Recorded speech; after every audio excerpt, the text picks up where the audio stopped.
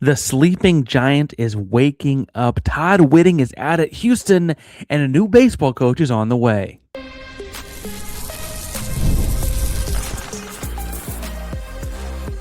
You are Locked On Coogs, your daily podcast on the Houston Cougars, part of the Locked On Podcast Network, your team every day. Welcome to Locked On Coogs, the daily podcast about your Houston Cougars. I'm your host, Houston-born teacher and coach Parker Ainsworth.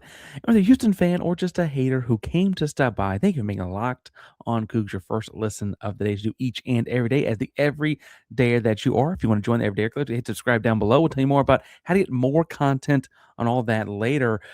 But the news today is that Todd Whitting is out. We will spend the third segment saying thank you for the things that Todd Whitting did at Houston, because I think the last chapter has kind of clouded the memory of the earliest chapters. I want to make sure we talk about that in whole.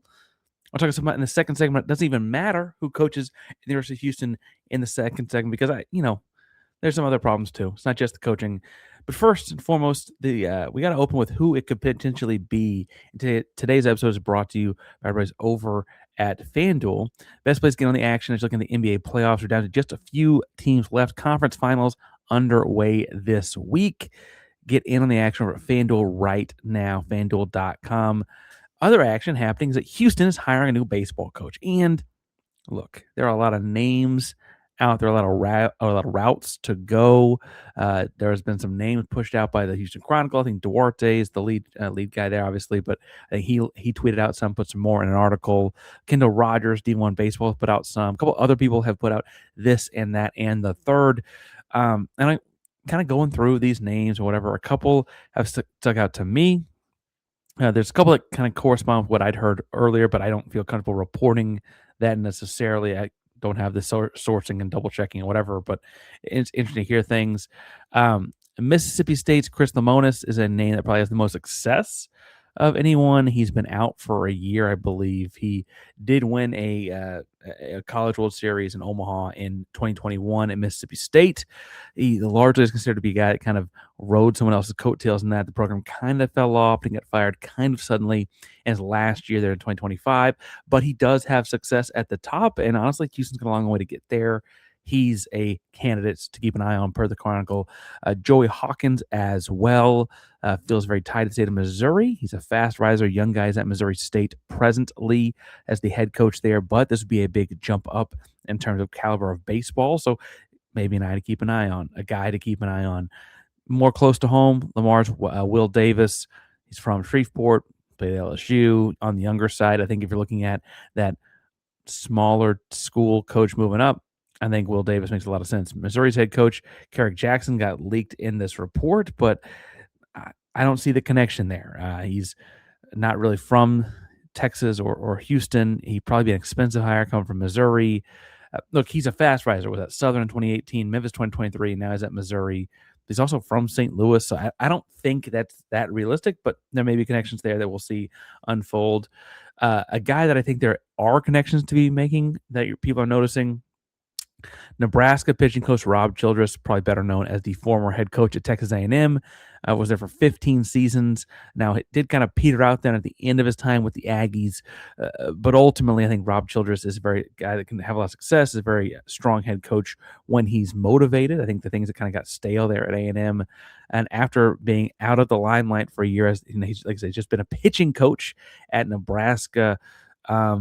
I think it stands to reason that he would be kind of reinvigorated to come and lead a program in Houston, a recruiting area he knows very well, obviously, and again, a shot at the Big 12. For what it's worth, his best years at A&M were actually when they were in the Big 12, and that may be important. We'll see. Rob Childress, though, is a name to know. A name to know that I've heard probably the most constantly, since this was even before it was really a process, is the associate head coach at the University of Texas, Austin, Nolan Cain. Look, he's only been at top programs, LSU, A&M, and now Texas. He is not very old. I think he's just like 40 years old. His resume, though, does really be an incredible head coach. He was a successful pitcher as a player at LSU, had a stint in the minors, it looks like, in the Tigers organization. But then the Detroit Tigers, that is at LSU, like confusing. He then, though, got into coaching and has coached catchers and infield. He's also been a lead recruiter at each program he's been at, and a like renowned recruiter at that. He's recruiting this area. So important name to keep an eye on there, I think, is Nolan Cain. I think big picture, he probably wants the LSU job. He's an LSU alumni and all that, but the LSU job is also not coming available anytime soon. They're a very strong program that don't need to make a change in the near future. Get a foot in the door in the head coaching, get some head coaching on his resume, build up a program like Houston. And yes, you might lose him at some point to the big dollar type thing later, but for now, let's rebuild the program and kind of get things moving in the right direction. Um, I saw some people talk about like going on getting alumni, like Sean Allen was at UT Austin. He's now at USC in California. He played both under Whitting and Rainer Noble while he's at the University of Houston. And I don't think that that's the case, but who knows? I also don't think it sounds like they're going to go with Pat Hallmark, who I think a lot of fans wanted to see. Pat Hallmark is a Houston area guy, not a U of H guy, but a Houston area guy. I was an assistant at Rice, and he's had a pretty successful start at UTSA and all that. He's built that program up. uh, Successful at Incarnate Word too in the area. Now, I think the thing, how do I say this? I don't know that he fits. Now, here's the fit on the field. The baseball teams he produces, obviously fit. They're very strong, right? That is not what I mean when I say he does not fit. I think that the thing is, he's just not the kind of coach that it feels like Houston's building the athletic department around, right? When you think of Calvin Sampson, Willie Fritz, even Mitchell or Carl Lewis or Schoonmaker or Lasparia or any of these coaches that are having success across campus that Eddie has either brought in or worked with and extended or whatever, the way that Eddie Nunez's athletic department is going right now, it's a bunch of personalities that are not necessarily stark opposite of Pat Hallmark, but they're certainly a lot different. Hallmark is, led scuffles on the post game or like in between innings and after bad calls and whatever. And look, I saw Samson get tossed out of a game too. It's not that it can't happen to people. I think the deal is it's much more of a rarity for the guys that are in the culture that Houston's building around their athletic department.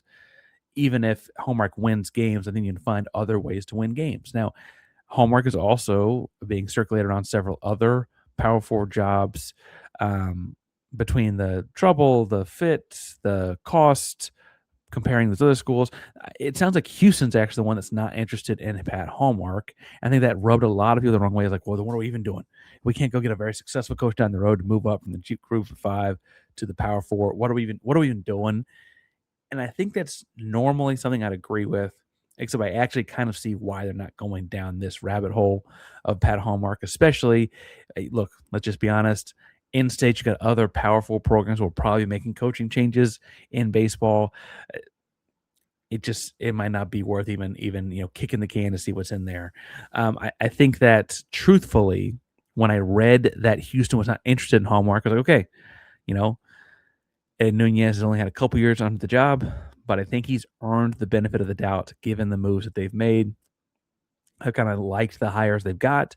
If they say they interested somebody else over Pat Hallmark, I'm interested to see who they're into.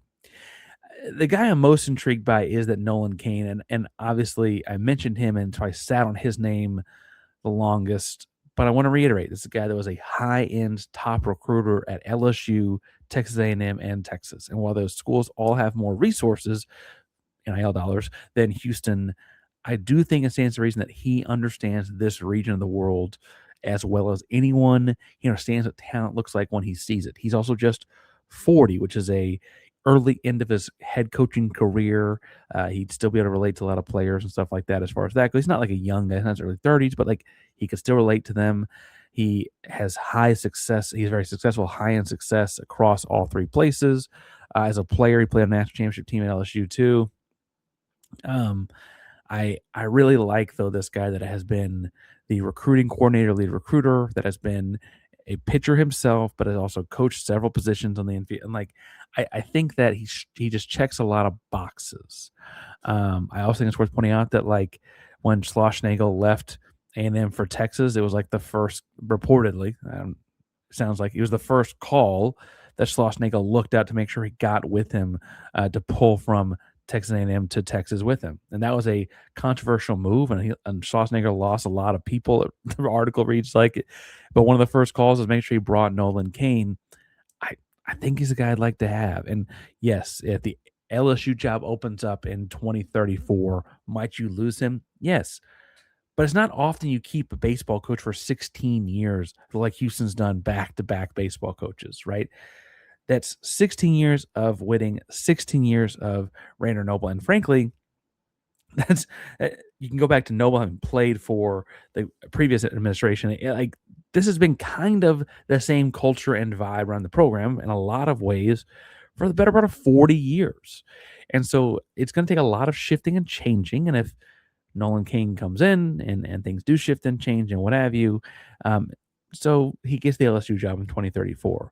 If he builds the program like he can, like I think he can, I think you're in a better place then. So that's present day, first week into research, Parker Ainsworth pick, if I were picking one. Now, again, I think Nunez has earned the benefit of the doubt, and I think there are other issues with building back the baseball program. It's not just the head coach. And I want to jump in on what those are in a second. But first, today's show is brought to you, as mentioned, by our buddies over at FanDuel, because the NBA playoffs are here. Every position matters. If you're looking to get even closer to the action, FanDuel has a great offer to get you started. Right now, new customers get $5, get $150 back in bonus bets. If your first bet hits right, you turn $5 into $150 back in bonus bets just for getting started. Now, I like how it's all in one place. Player props, trends, in-game, pre-game, stats, trends, all in one easy to use app. It's really easy to navigate. Makes playoff basketball even more engaging from start to finish. Go check out the conference final starting this week at FanDuel. Head to FanDuel.com to get started. FanDuel, play your game. Parker Rangers locked on Coogs here, giving you the Houston Cougars each and every day here at Locked on Coogs. But if you want a little bit more, just a little bit more of what's happening at Locked on Coogs, go to lockedonpodcast.com/everyday to learn about the Everydayer program. There's a Discord server, a way to text me, there's a merch store, uh, there's all access content, ad free content, all kinds of cool and new things for you to get a little bit more. For instance, Everydayers knew that I was in on Nolan Cain from a long time ago. We'll talk more about him as things go on, but check that one out. Check all kinds of stuff out over there at lockedoncoogs.supercast.com. If you want to learn more about the program, it's lockedonpodcast.com/everydayer. Now, one issue that is, I think, bigger than just Whitting or this job or whoever gets the job next, frankly, is funding this program. Now, I should stress most Big 12 baseball programs are operating just over, some in the high six figures, but most of them are just over that $1 million mark. Some SEC programs are closer to two. But truthfully, this is a program that is operating at a disadvantage in terms of NIL dollars relative to their peers. Look, in the big picture, we want to zoom out and see the macro. Other programs are shrinking their non-revenue sports and shrinking their baseball programs. And some are cutting things like tennis and then not cutting tennis. Shouts to Arkansas. Ultimately, though, you're seeing a lot of changes in the landscape. However, I think that Houston still has room to grow in this before we even think about shrinking it, especially if you want to give the next head coach a real platform to elevate this program. Look, the facilities are great. Other tangible resources, your recruiting hotbed, playing a town that loves baseball, all of that is there. Houston, for instance, is only using 14 or 15 scholarships, depending on which publication you read. That probably ought to be a more official number, but I saw it multiple places different ways. There are a lot of Big 12 schools that are in the 20s now that you're allowed to give it. And frankly, you're allowed to give all up to 34. Now, that's the modern iteration of the sport. Obviously, it's not a little bit different than back when it was 11.7 across the board for everyone. But there are Big 12 schools offering 5, 6, 7 more scholarships on their baseball program than Houston is, that's going to be at least 5, 6, 7 more strong baseball players. Look, I understand that at some point you only play 9, but those pitchers, the arms, the relievers, the closers, it all matters. Interestingly, Houston this year, like they peeled a game off Arizona State this weekend. Like they had wins over some good programs, even given the challenges that they've had. Right? This is an attractive job. The Big 12 is a strong baseball conference. 5 teams out of the 14 baseball teams in the conference made the regionals, and 4 out of the 5 are in the super regional, if I'm not mistaken. Really just means you kind of need to be in the top third of the conference to make the dance, and pretty good chance that you're making it on farther than that if you are. Frankly, if you did that, given the last 7 years of Whitting, you'd probably be a pretty big step up for the average fan watching. Look, I don't mean to say that there's nothing else besides money involved in this. I just feel like at some point the program's got to get the same kind of support. And some of that's administration support, right? There's got to be some sort of way, whether it's house revenue money or the new contracts coming in from a full share of the Big 12 or whatever. If your competitors are giving 6 or 7 more scholarship offers than you are in the same sports to be able to compete, you're going to probably need to add that up. Even if your NIL packages can't grow a lot, you can at least get the kid free 3 squares and room and board and books and the whole night. You've got to take care of the kid the same kind of ways, right? Your facilities are strong. And again, playing close to home is something that ought to be a big selling point, but a scholarship is a scholarship, and college debt, if you graduate without one, is very real. Very, very, very, very real. And look, I'm not saying that there won't be some part of the team that isn't on scholarship. It's the reality of the situation in Division One baseball for most schools. But if a program you're competing against is regularly giving out 20 scholarships and you've got 15, I think that that's a dramatic difference. It's like, look, anyway, it's not quite the NIL gap, I guess, between some schools that are competing versus others and whatever, but it feels like it's a pretty staggering difference across programs. The NIL number we mentioned being in the mid to low 6 figures was on the low end of the Big 12, bottom half of the Big 12. And look, if you want to compete, you got to put some money out there and kind of get that up as well. There are a lot of internet people, I'll say it that way. People I question if they're being honest. How about that? That said, I'm not donating because this program won't win and won't make the changes necessary to win. Right or whatever. And look, it's your money. That's your prerogative. Do what you want to do. But now the program is making changes. They're bringing in new coaches. You would think with that would bring new, gumption or more, I don't know, motivation from people that are interested in this program to donate to the next deal. And part of that is they got to like the coach. And so we mentioned like that there are people that really wanted Houston to look at Pat Hallmark, the guy out of UTSA. They really wanted him to be the guy, right? Or whatever. And maybe that's fair. However, if he's not the kind of guy that would have clicked with the Houston donor, he might not have brought in the same kind of dollars, right?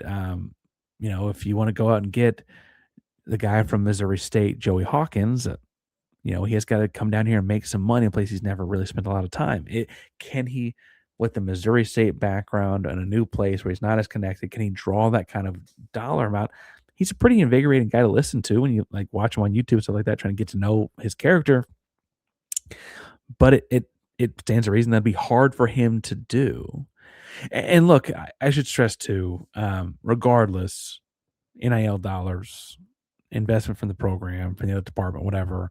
At the end of the day, you just got to win, right? Like Kansas this year, I got my numbers here. Kansas pulled a Dallas Baptist, a DBU assistant coach. DBU is wildly successful given their academic and their athletic funding situation, right? Pulled in a DBU assistant, super low NIL budget. They just recently broke into the 20 scholarship mark themselves, and Kansas went on to win the Big 12, right? And Kansas is not in the same recruiting hotbed that Houston's in. It's not got any of those kind of facility things and any of that, right? And they showed it can be done. Ultimately, even if you have an initial push at a donors that really like the next guy, that coach has to go win some games to get the ball rolling, to get things moving in that direction, right? And so I think my biggest thing is that let's give Eddie Nunez the benefit of the doubt that I think he's earned in making this hire in a moment. We'll see in the next coming days and weeks, I believe. I will say I will say the further it goes on, the more I imagine someone still presently coaching, which might mean a high major assistant or something like that, right?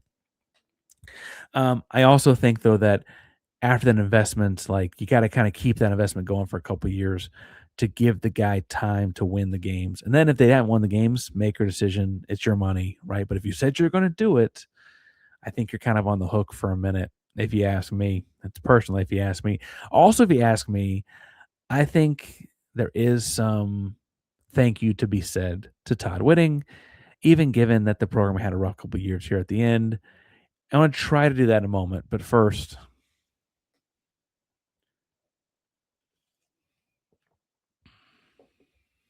Parker Angels locked on Coogs here, Houston Cougars each and every day. And today, Houston begins a new era, a new baseball coach for the first time in 16 years, just the third baseball coach in 32 years for the Houston Cougars. And look, I mentioned this job should be attractive. Hotbed recruiting in the city of Houston, the area of Houston, this region of Texas and Louisiana, the Bayou. That's good baseball. Good baseball, right? I should point out that being the Big 12 is a big deal too. Big 12 is a hyper competitive conference, get real conference payouts and revenue shares and all that kind of stuff.